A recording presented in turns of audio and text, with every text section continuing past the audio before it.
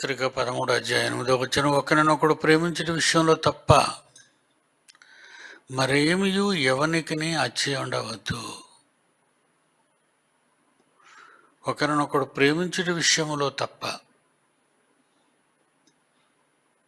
అచ్చి ఉండకూడదు. ఎవరికి నన్ను ప్రేమించలేదు అని ఎవరూ నిన్ను అనకూడదు. ప్రేమించిన విషయంలో తప్ప మరేమియు ఎవనికిని అచ్చి ఉండవద్దు. కనుక ప్రేమ ఎంత గొప్పది. సహోదరుల మధ్య, సంఘం మధ్య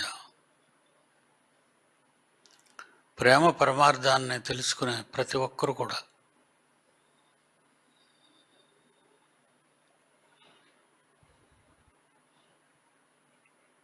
ఎలాగనగా వ్యభిచరించవద్దు, నరహత్య చేయవద్దు, దొంగిలవద్దు, ఆశింపవద్దు అనునవి మరి ఏ ఆజ్ఞ అయినను ఉన్న ఎడల అదియు నిన్ను వలె నీ పొరుగువాన్ని ప్రేమింపవలెనను వాక్యములో సంక్షేపముగా ఇమిడి ఉన్నది.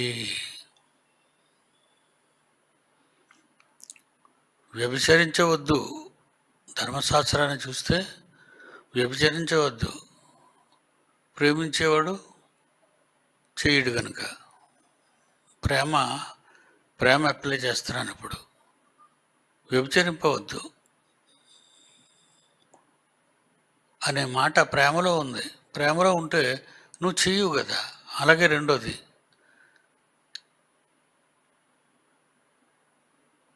నరహత్య చేయవద్దు. మనుషులు చంపకూడదు. ఎందుకు? ప్రేమించావు కనుక. ప్రేమ అనేది ఉంటే ఇవేవి చెయ్యవు అని అంటున్నాడు పరిశుద్ధాత్మ దేవుడు.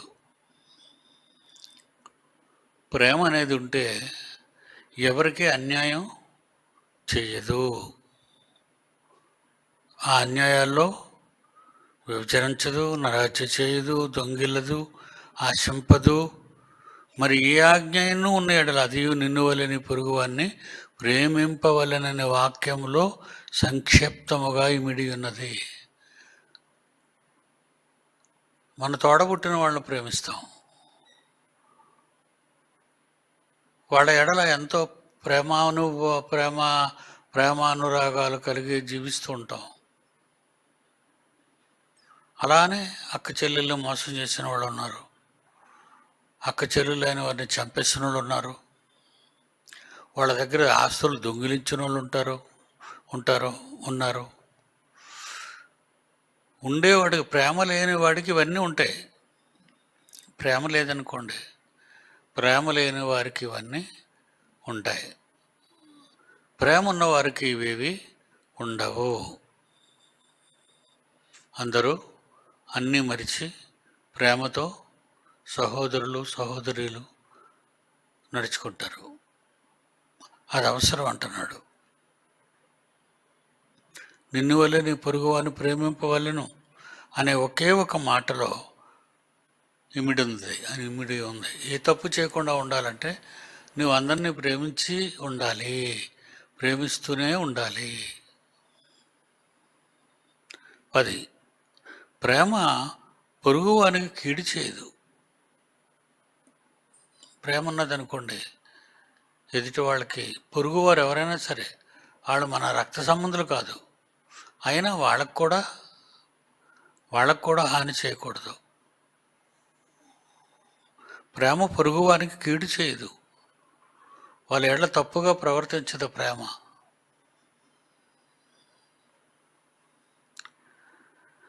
కనుక ప్రేమ కలిగి ఉండుట ధర్మశాస్త్రమును నెరవేర్చుటయే.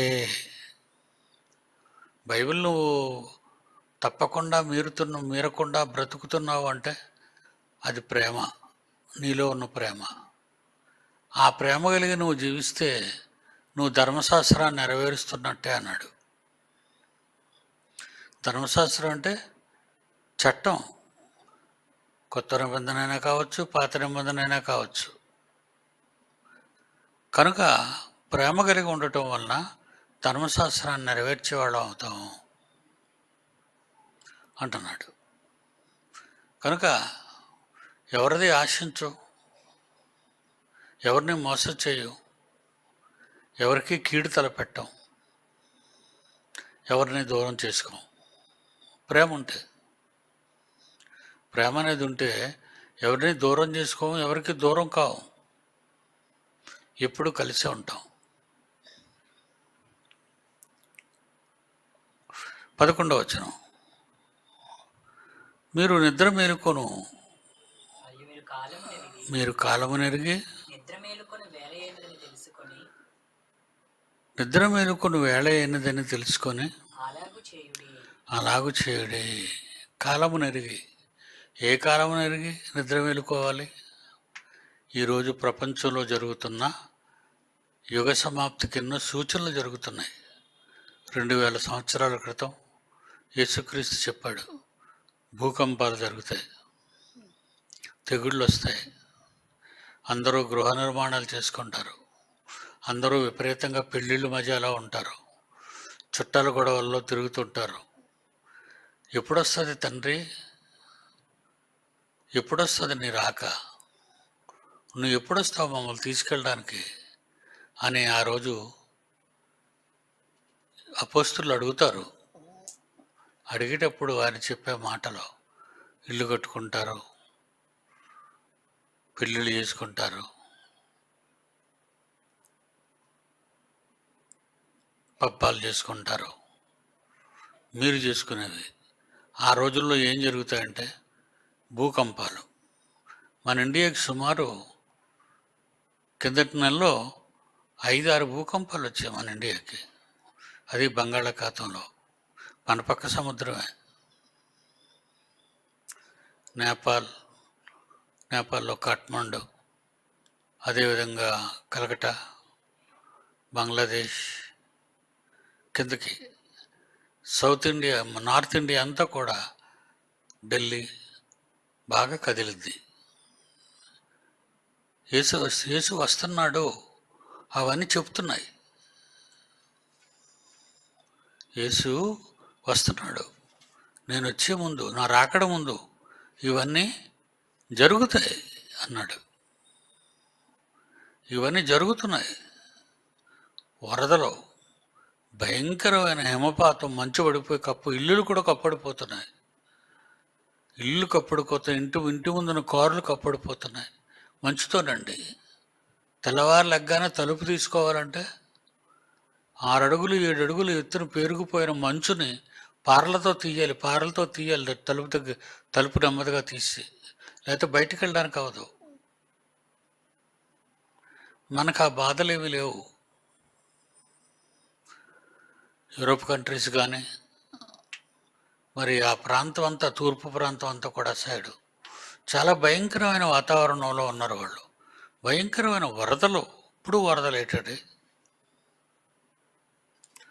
భయంకరమైన వరదలు, ఇల్లులు కొట్టుకుపోయే వరదలు, కార్లు కొట్టుకుపోయే వరదలు, కొండ చర్యలు రాలిపోతున్నాయి, కూలిపోతున్నాయి, కొండల మీద కట్టుకున్న ఇల్లులన్నీ అలా జారిపోతున్నాయి కిందకి. భయపడిపోతున్నారు జనం. దేవుని పిల్లలారా, యేసు వచ్చే ముందు ఇవన్నీ జరుగుతాయి. ఇవి జరుగుతాయి కనుక నిద్ర మేలుకొను వేళ అయినదని, మీరు నిద్ర మేలుకొను వేళ అయినదని సమయము తెలుసుకొని అలాగు చేయుడి. ఎలా చేయాలి? ప్రేమ కలిగి ఉండండి అందరి ఎడల. శత్రుభావాలొద్దు, పగలొద్దు, ద్వేషాలొద్దు, తగాదాలొద్దు, చాడీలొద్దు. ఎంతమందికి అర్థమైంది ఇది? ఎంతమంది అర్థం చేసుకుని జీవించగలుగుతున్నారు? ఇక్కడ చెప్పినా ఇక్కడే విడిచిపెట్టి వెళ్తున్నారా? లేదంటే మీ జీవితంలో ప్రయత్నిస్తున్నారా? డాడీ ఇలా చెప్పారు, మనం అలా చేద్దామని ఏమైనా ఇంటి దగ్గర అనుకుంటున్నారా? కుటుంబ సమేతంగా ఆలోచిస్తున్నారా? కుటుంబ ప్రార్థనలు చేసుకుంటున్నారా? అక్కడ మీరు ఆలోచించాలి, యేసు వచ్చేస్తున్నాడని. ఏ ప్రమాదం విన్నా యేసు వస్తున్నాడు. ఇవన్నీ మనకు చెప్పాడు. బైబిల్ చదవని వారు హిందువులు ఉన్నారు, మిగతా ఎంతోమంది ఉన్నారు. వాళ్ళకి ఇవి తెలియదు. ఇంక మరి వాళ్ళకి ఏమైనా అయిందంటే మనం ఏం చేయలేము. మనం చెప్తున్నాం, చెప్పొద్దని కొడుతున్నారు. కనుక ఏం చెప్పగలం మన వాళ్ళకి? చెప్పలేం కనుక మనల్ని మనమే హెచ్చరించుకోవాలి, మనకు మనమే తెలుసుకోవాలి, చెప్పుకోవాలి ఒకరితో ఒకరు. ఆ దినం సమీపించటం మీరు చూచిన కొలది మరి ఎక్కువగా మనం భక్తులు ఉండాలి, భక్తిని విడిచిపెట్టకూడదు. బంధాలు, చుట్టాలు, చుట్టరికాలు, పెళ్ళిళ్ళు, అబ్బబ్బ పబ్బాలు, అవి ఇవి లోకం అంతా బిజీ అయిపోయింది. విశ్రాంతి లేదు లోకానికి. రోడ్లు ఖాళీ ఉండదు, షాపులు ఖాళీ ఉండవు, బజార్లు ఖాళీ ఉండవు. ఎక్కడ ఖాళీ ఉంది చెప్పండి? అస్సలు ఖాళీ లేదు. అందరూ కొనుక్కోవడాలు, అమ్ముకోవడాలు. ఇలాంటి భయంకరమైనటువంటి వాతావరణంలో మనుష్య లోకం ఉంది. కనుక నువ్వు నిద్ర మేలుకోవా? నేను ఇప్పుడు లేపుతున్నాను మిమ్మల్ని. అలాగనే పడుకున్నోళ్ళు లేపడం కాదు. పడుకున్నోళ్ళే బాబు లే అని నేను లేపడం లేదు. మీ మనసులు నిద్రపోతున్నాయి.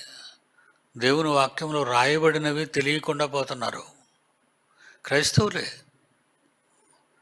ఇప్పుడు క్రైస్తవ సంఘాల్లో బోధలు ఎలా ఉన్నాయంటే, దేవుడి నుంచి నీకేం కావాలి? అన్ని వరాలే. వాళ్ళు ఎలా ఉన్నారు, ఏ పరిస్థితుల్లో జీవిస్తున్నారు, వాళ్ళని ఎలా మేలుకొల్పుదాం అని ఆలోచించడం లేదు ఎక్కువ మంది. దేవుడి నుంచి నీకేం కావాలి? స్వస్థతలు కావాలా, ఉద్యోగాలు కావాలా, పెళ్ళిళ్ళు కావాలా, పబ్బాలు కావాలా, ఇవే అడుగుతున్నారు. హ్యాపీ బర్త్డేలు చేసుకుంటారు, మ్యారేజ్ డేలు చేసుకుంటుంటారు. ఇవన్నీ చూస్తుంటే మీరు నిద్రపోతున్నారు. ఇవన్నీ చేస్తున్నారంటే అసలు విషయాన్ని తెలుసుకోకుండా నిద్రపోతున్నారని అర్థం. నిద్రపోకండి. నిద్ర మేలుకొను వేళ అయినది. నిద్ర మేలుకొను వేళ అయినది.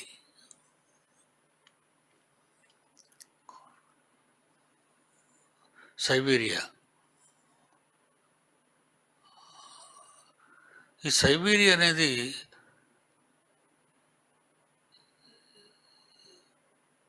చైనా ప్రాంతం కానీ, లేదంటే వీళ్ళు కమ్యూనిస్టులు ఇంకెవరు ఉన్నారు అక్కడ, రష్యా కానీ. ఈ సైబీరియా ఈ రష్యాలోనే ఉంటుంది. ఆ ప్రాంతం అంతా కూడా మంచుతో ఎప్పుడు కప్పబడి ఉంటుంది.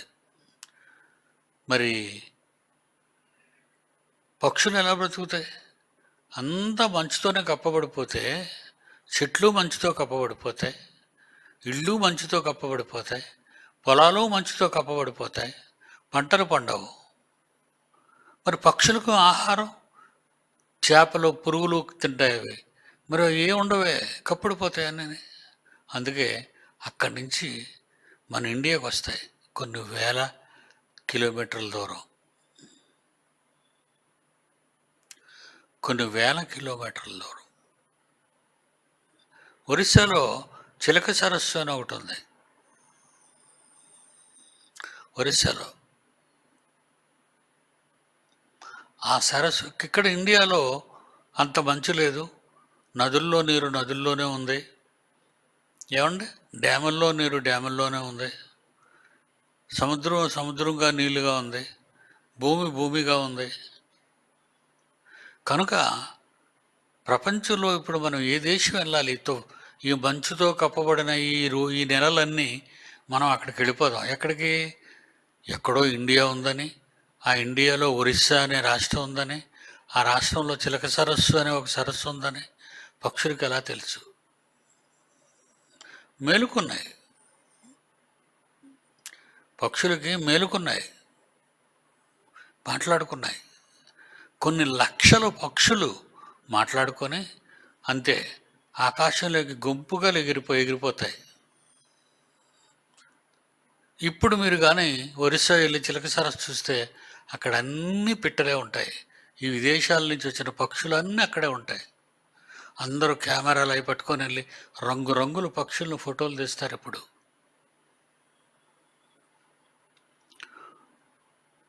ఒక పక్షికి తన కాలం తెలుసు, అర్థమైంది కదా. అందుకే కాలమునెరిగి దేవుడు అన్నాడు, నిద్ర మేలుకొని వేళ అయినదని తెలుసుకొని. కాలమునెరిగి నిద్ర మేలుకొని సమయం వచ్చింది, తెల్లవారిపోతుంది, సూర్యోదయం జరుగుతుంది, రండి లేచిపోదాం.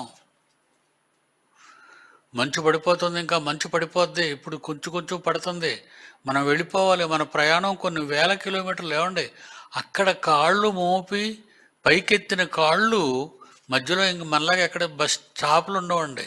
బస్ స్టాపులు, ట్రైన్ స్టాపుల్లో ఉండవాటికి. అలాగ ఆకాశంలో ఎగురుకుంటూ ఇన్ని వేల కిలోమీటర్లు ఎన్ని రోజులైనా ఎగురుకుంటూ వచ్చి ఒరిస్సాలోని ఆ చిలక సరస్సులో దిగుతాయి.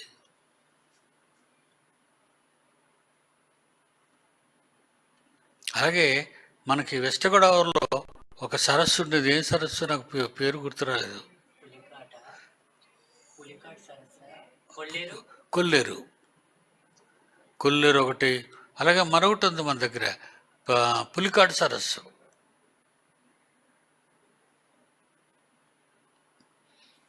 అక్కడ కూడా వస్తాయి. అంటే ఎక్కడెక్కడ ఆరకుండా నీళ్లు ఉన్నాయో, ఎక్కడెక్కడ నీటిలో చేపలు పట్టుకు తిందాము అని ఈ పక్షులన్నీ, లక్షల పక్షులు ఎగురుకుంటూ మన దేశం వచ్చేస్తాయి. ఏమండి, పిట్టకి ఎంత మెదడు ఉంటుందండి? ఒక పిట్టకి ఎంత మెదడు ఉంటుంది? మన బొటనవేలంతా కూడా ఉండదేమో ఆ ముందు భాగం. బొటనవేలు గోరు ఉంటుంది, బొటనవేలు గోరు, ఆ గోరు అంత ఉంటుందేమో, చిన్న మెదడుదండి. అంత చిన్న మెదడులో ఇంత పెద్ద ప్రపంచం తెలిసిపోతుంది. దాని చిన్న మెదడులో ఇంత పెద్ద ప్రపంచం అర్థమైపోయింది. ఇంత పెద్ద మెదడులో మనకి బైబిల్ అర్థం అవ్వదు. ఇంచుమించు 100 పిట్టల మెదడు కలిపితే మీ మెదడు ఉంటుంది. 100-150 పిట్టలు తలకాయలోంచి మెదడు తీస్తే అంత మెదడు ఉంది మనకి. కానీ మనకేం లేదట, మేలుకొలుపు లేదు. మేలుకొలుపు ఉన్నా లేవరు, నిద్ర మేలుకొని వేళ అయినది. సోమరుడు సోమరి అని దేవుడు ఎందుకన్నాడో తెలుసా? ఎప్పుడు నిద్రపోయేవాళ్ళని. సోమరి, చీమలు ఎదుకెళ్ళు, ఒరే కొండంత మెదడున్న దరిద్రుడా, నువ్వు ఒకసారి చీమల దగ్గరికి వెళ్ళు, ఒకసారి ఆకాశంలో పక్షులు చూడు.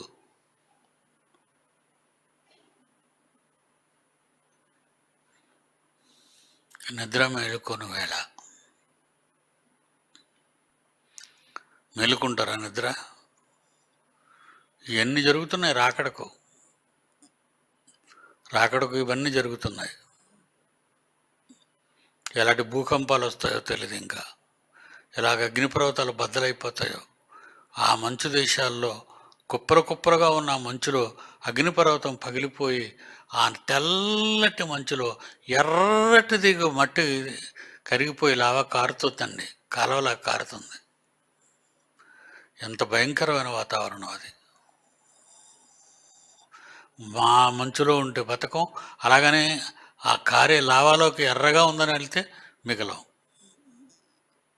రెండు భయంకరమైనవే. కనుక నిద్ర మేలుకొని వేళ.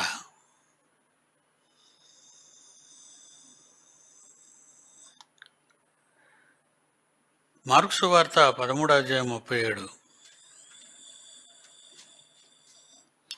మార్కు సువార్త 13:37. నేను మీతో చెప్పుచున్నది అందరితోనూ చెప్పుచున్నాను, మెలకువగా ఉండండి, మెలకువగా ఉండండి.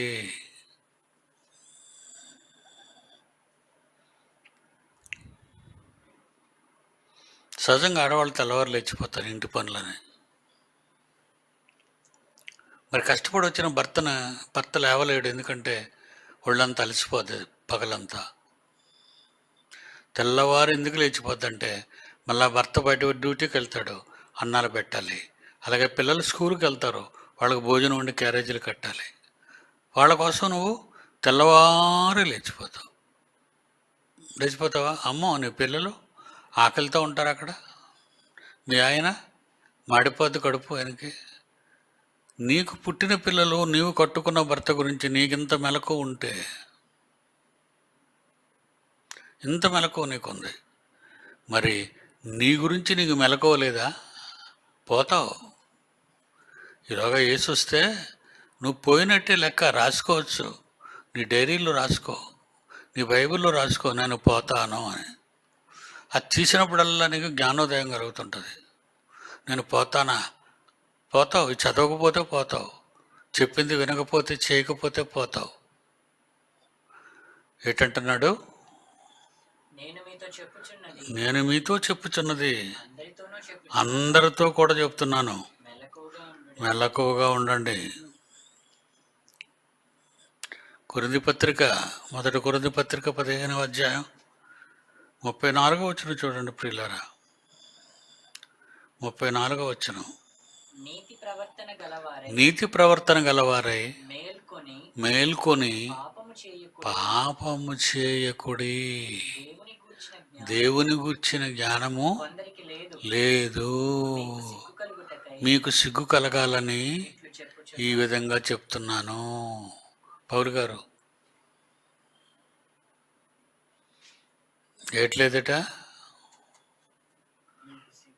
నీతి ప్రవర్తన గలవారై మేల్కొని పాపం చేయకండి. నీతి ప్రవర్తనతో ఉండాలి.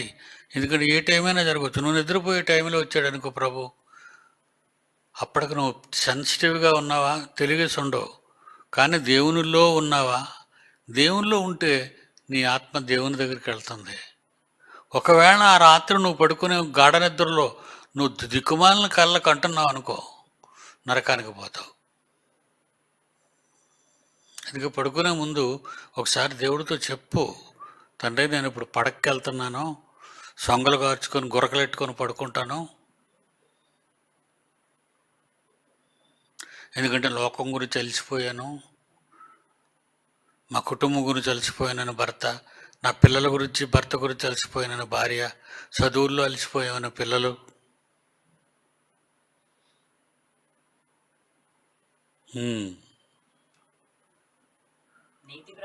నీతి ప్రవర్తన గలవారై మేల్కొని పాపము చేయకండి. ఎఫ్సీ 5:14. ఎఫ్సీ 5:14. అందుచేత నిద్రించుచున్న నీవు మేల్కోవాలి,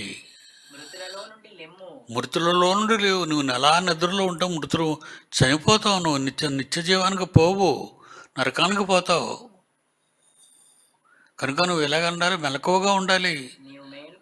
నీవు మేల్కొని మృతులలో నుండి లేమ్మో. క్రీస్తు నీ మీద ప్రకాశిస్తాడు. వెలుగు వచ్చింది, ఇదిగో ప్రకాశిస్తున్నాడు.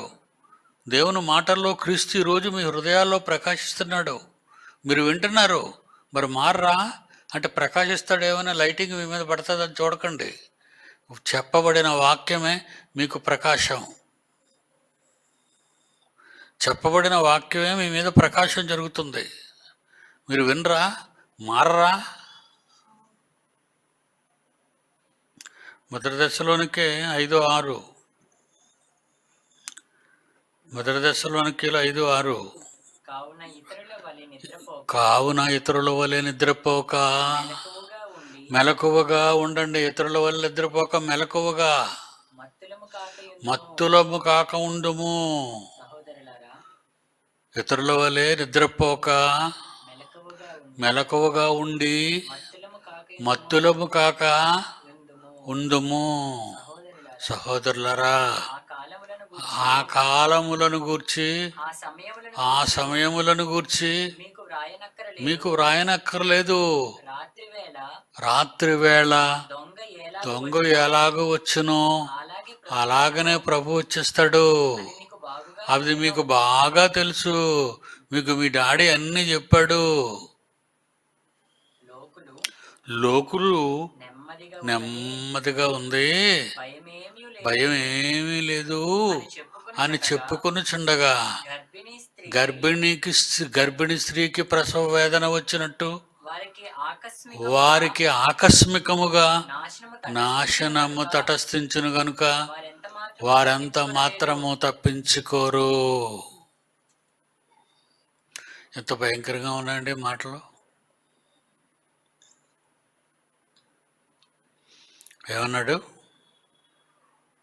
మీరు రాత్రి దొంగ వచ్చినట్లు అలాగూ ప్రభు దినము వచ్చునని మీకు బాగుగా మీకు తెలీదా? మరి భూకంపాలు ఇవన్నీ జరుగుతున్నాయంటే మీ డాడీ చెప్పాడా? ప్రభుదినం వస్తుందని చెప్పేశాడా? చెప్పిన తర్వాత నీ బుర్రకు ఎక్కిందా? లేకపోతే పప్పు తాలింపు పెట్టకుండా వచ్చావా? ఏది గుర్తుంది నీ బుర్రలో? ఇప్పుడు ఇంటికోటి వెళ్ళాలమ్మా, ఎలా వంట చేయాలమ్మా, మా ఆయన వచ్చేస్తాడమ్మా. మీ ఆయన వచ్చేస్తాడు, పోతాడని కూడా ఆలోచించి ఒకసారి. అప్పుడు నువ్వు బండ మీద బుర్ర కొట్టుకొని ఏడాలి, గుండు కొట్టుకోవాలి తర్వాత భర్త చచ్చిపోయిన స్త్రీ అని.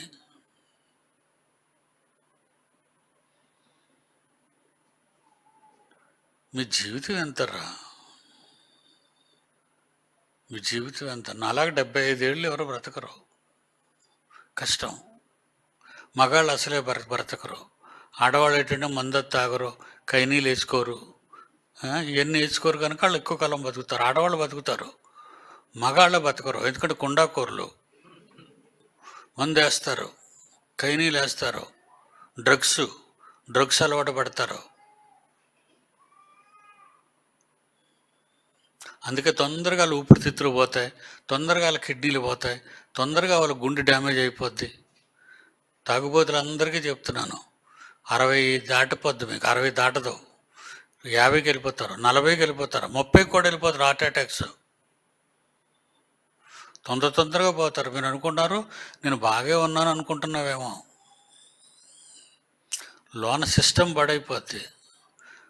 తుడిచేస్తే బండి బయటికి కొత్త బండిలా కనబడుతుంది, కిక్కు కొడితే నీ కాలు పడిపోద్ది, స్టార్ట్ అవ్వదు అనమాట. అది నువ్వు అలా కొట్టుకోవడం టపా టపా టపా టపా టపా అని.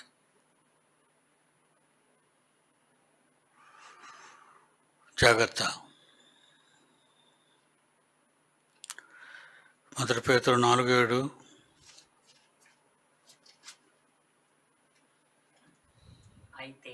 అయితే అన్నిటి అంతం ఇందులో ఏదైనా మిగిలిపోద్ది అనుకోకండి. నువ్వు వెళ్ళిపోయి మిగతావన్నీ మిగిలిపోతాయని ఏమనుకోకండి. ఎవ్వరు మిగలరు, ఏవి మిగలవు.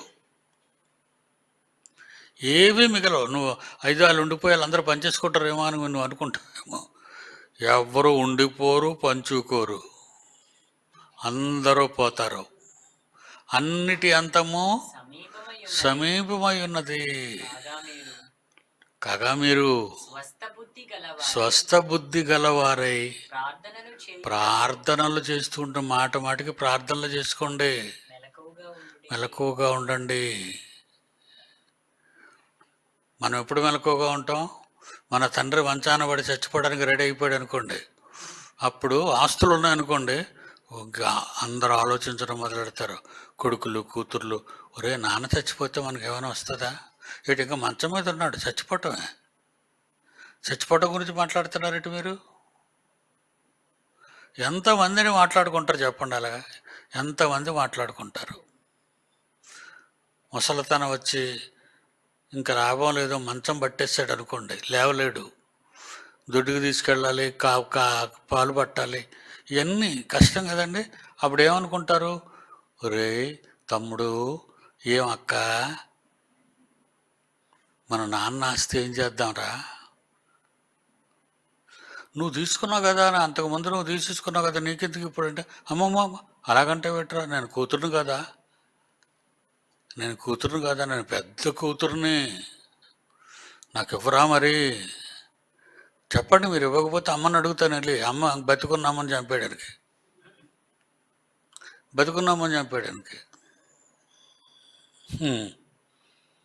అన్నిటి అంతము, అందరూ పోతారు, అన్నీ పోతాయి, ఏవి ఉండవు. ఒకవేళ అన్నీ పోయి నువ్వున్నావు అనుకో, ఆ ఇంట్లో నువ్వు ఉండగలవా? రాత్రులు అయ్యో కళ్ళు వస్తున్నట్టు, అందరూ పిలుస్తున్నట్టు బంధువులు, ఏమో నువ్వెందుకు ఇంకా రాలేదు మా దగ్గరికి అని అడుగుతారని. ఏమన్నాడు పేతురు? అన్నిటి అంతము సమీపమై ఉన్నది కాగా మీరు స్వస్థ బుద్ధి గలవారై ప్రార్థనలు చేసుకోండి, మెలకువగా ఉండండి. ప్రార్థనలు చేసుకున్నారా? మీకు ప్రార్థన చేసుకోవడానికి టైం ఎక్కడదరా? ఏమండి మీరు, ఏమండి మేము ప్రతిరోజు పడుకునే ముందు కుటుంబ ప్రార్థన చేసుకుంటాం, భోంచేసే ముందు కుటుంబ ప్రార్థన చేసుకుంటాం అని అబద్ధం ఆడకుండా, అబద్ధం ఆడి చెయ్యగితే చెయ్యండి తర్వాత. కనుక మేము ఎప్పుడు ప్రార్థన చేసుకొని తింటామండి, ప్రార్థన చేసుకొని పడుకుంటాం అన్నోళ్ళు చెయ్యొత్తండి. నిజంగా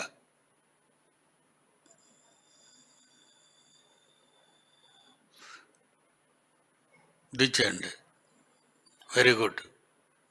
ఎత్తనోళ్ళు వెరీ గుడ్, ఎత్తన వాళ్ళు వెరీ బ్యాడ్, చాలా చెడ్డోళ్ళు. తినేయటం మత్తు వచ్చేసి పడిపోతాడు, తినగానే మత్తు ఎక్కిపోద్ది. అంతే కదండి, అన్నం తినగానే మత్తు. 2 పేతురు 3వ అధ్యాయం 11-12 వచనాలు. 2 పేతురు 3వ అధ్యాయం 11-12 వచనాలు. ఇవన్నీ పోతాయి. లయమైపోవడం అంటే నాశనం అయిపోవడం. ఇవన్నీ నాశనం అయిపోయి అది ఆకాశం ఉండిపోద్ది అనుకుంటున్నారేమో మీరు. ఆకాశం కూడా ఉండదు. ఇప్పుడు ఆకాశం ఉంటే మరి ఆకాశానికి ఉన్న నక్షత్రాలు అవి ఉండవు, రాలిపోతాయట. ఇకపోతే గాలి, నీరు, అగ్ని, మొత్తం 5 ఉన్నాయి కదా. నీరు, నింగి, గాలి, భూమి, నింగి, నేల, నీరు, నిప్పు, గాలి. ఈ పంచభూతాలు ఏమైపోతాయట? మహావేండ్రముతో గోల. ఏమండి వేండ్రమా? వేండ్రం అంటే గాడిద వేండ్ర పెడుతుంది. బాబు అది అరిసింది అనుకోండి, ఎలాగ అరుస్తుంది గాడిద? వాండ్ర పెడుతుంది. అదే ఏండ్రం. గాడిద పెద్దగా వాండ్ర పెడుతుంది, కేకలేస్తుంది. అలాగా ఏవి ఇప్పుడు వేండ్ర పెడతాయట? పంచభూతములు మిక్కిలి మహావేండ్రం. మామూలు వేండ్రం కాదు, మహావేండ్రం. కరిగిపోతాయి. దేవుని దినపు రాకడ కొరకు నిద్రపోకుండా, మత్తులుగా ఉండక, సోమరులుగా మిగలక కనిపెట్టుచు, దానిని ఆశతో కోరుకుంటూ మీరు పరిశుద్ధమైన